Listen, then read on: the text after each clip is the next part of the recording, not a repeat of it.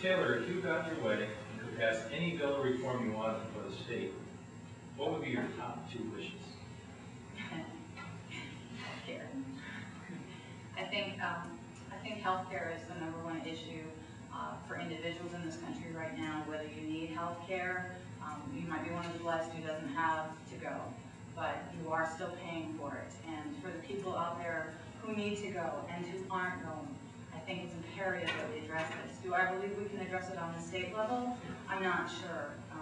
I think it might be more of a federal issue that needs to be addressed as the best way to handle that. And the reason I believe that is because we have an outbreak right now of a highly contagious virus that was deadly.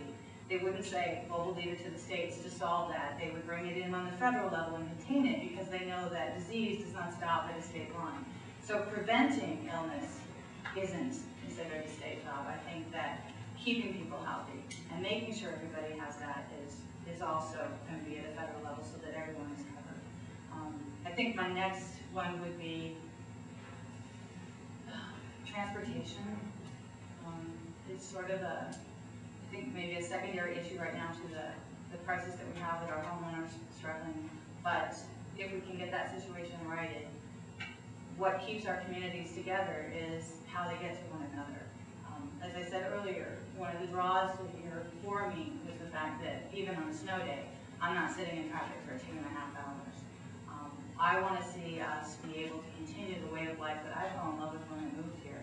And I think if we don't get a handle on our growth and keep it in check with our transportation, we're going to become one of those bottleneck cities that I left. And I don't want to see people turning away from this community because we have choked off infrastructure. It's one of the beauties of living here, and I want to do everything I can to help maintain that. Thank you, Taylor. Mark, your top 2 wishes. #1, first foremost, and always as a legislator, is the issue of abortion. As long as we continue a culture of destroying human life, we are going down a path of no return. We need to stop this culture. And once we do that, we can move forward as a civilized society. And until we do that, if we don't do that, we won't move forward as a civilized society. We need to stop this culture of destroying young, innocent life. That's my first priority, that's my top priority, that's always my priority. The second thing I wish for has to do more with how government relates to the citizenry. See, there's a professor at University of Stanford, a guy named Stephen Hayward, and Stephen Hayward said history isn't one damn thing after another. History is the same damn thing over and over again, and that's why we study history, to learn from it. Well, the history of democracies has always been beginning with great individual freedom, moving towards more and more government control until we become a society ruled by a government, and then it leads the class. It always happens, right?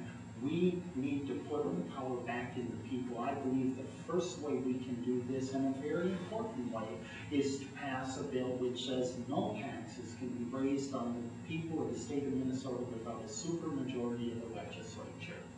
Because then, at least, we'll start stemming the tide of government growing and growing. Thank you, Mark. Mark, what is your position on financing public schools? Financing public schools.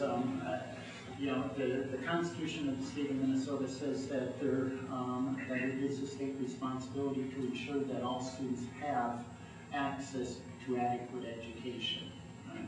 One of the things that gets confused here is that people read that to say it's the state responsibility to provide public education. Read the Constitution, folks. Nowhere does it say that. We need to ensure that every child has the opportunity to education. Nowhere does it say that government has to be the provider of that education. What we have right now is we have the state saying, here is what we need of our children. We need reading scores at X level, we need writing scores at X level, we need mathematics scores at X level, and we have to offer these curricular opportunities, and we lay that out. Now, what the state should really ought to do, if we're ever gonna get a handle on this thing called public school financing, the state should say, and here's the cost statewide to provide these things. And if you want to provide anything else outside of that local government, you have the property tax. You can use that as your tool to provide those things, and your voters get a say in it. So the state, nowhere in the state does it say that the state has to provide co-curricular activities. Nowhere does it say that public schools have to provide that. Now, I'm a family I come from a family of athletes. We were all in every sport. But if times are getting crunched, schools have to make a decision. State should pay for what the state mandates. Schools should pay for what they do above and beyond what the state mandates. Thank you, Mark. Taylor, financing public schools. Well, to answer that, there's a couple of different pieces. One, I think, a little bit to what he spoke to and what we heard Senator Clinton address as well when she was speaking in her presidential campaign, and that we need to address how we've set up the school systems to their curriculum, to their standards, to the expectations that we've put on them, without necessarily giving thought to how are they going to pull that off with what they have available as the resources. And I think we've all worried about no child left behind. Again, I think we've put some programs into place that in theory, on paper, when we start them out, we have good intentions, but are they still doing what we intended them to do years later? That's the beauty of it. You have the opportunity to stop and say, is this working? We had a system in place before we changed it. We have a new system in place now, but it's still not working. But now we have the luxury of having two different forms of paying for it to go back and analyze and then see if there are ways we can bring some of these together. Can we take out what wasn't working? Can we look at how schools are being done? Mr. Baird earlier talked about we have different technologies available to us now. And I think in the high school level, some of those things I've seen, yes, absolutely. I think there are opportunities for us to save money and provide different opportunities for students to learn that fall outside sending them to a classroom. Would I think that would work in maybe a pre-K environment or kindergarten through third grade environment? Not so much. But when you're talking to people who are out of junior high and heading into high school, at that point in time, they are entering phases in their life where they're going to make those decisions about what they're going to be. And for some students, traditional education in a classroom is not the path for them.